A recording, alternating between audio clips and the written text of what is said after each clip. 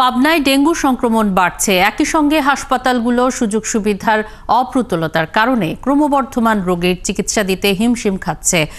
অক্টোবরে ডেঙ্গু পরিস্থিতি আরও খারাপ হতে পারে বলে আশঙ্কা করছেন বিশেষজ্ঞরা। মুস্তাফিজুর রহমানের তথ্য ও ছবিতে প্রতিবেদন।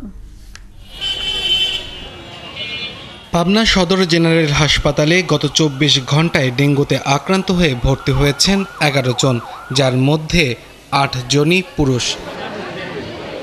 স্বজনদের অভিযোগ, পৌরসভা থেকে মশক নিধন স্প্রে না করা, জেলা প্রশাসন ও স্বাস্থ্য বিভাগ থেকে আগাম প্রস্তুতি না নেয়া এবং জনসচেতনতামূলক প্রচার না থাকায় জেলায় আশঙ্কাজনক হারে ছড়িয়ে পড়েছে ডেঙ্গু আক্রান্ত রোগী।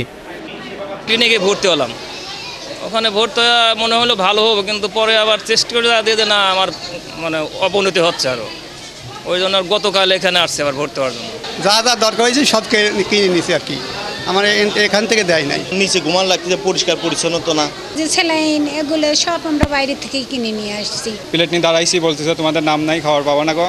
হজবরল অবস্থা, ডেঙ্গু রোগী, মেডিসিন রোগী, সব রোগী একই ওয়ার্ডে অবস্থান নিচ্ছে। নার্স থাকা সত্ত্বেও এক্সট্রা কোনো কেয়ার নেওয়া হচ্ছে না, সাথে বাথরুমের অবস্থা একদমই বাজে।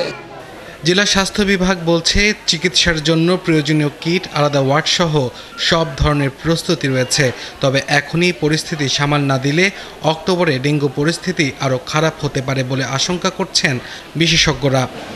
প্রতি বছরই সাধারণত যেটা হয় সেটা হলো আমাদের ঊর্ধ্বতন কর্তৃপক্ষের নির্দেশ অনুযায়ী আমরা ডেঙ্গুর জন্য একটা ওয়ার্ড ডেজিগনেট করে দিই। এই বছরে আসলে সেরকম কোনো নির্দেশ আমরা পাইনি।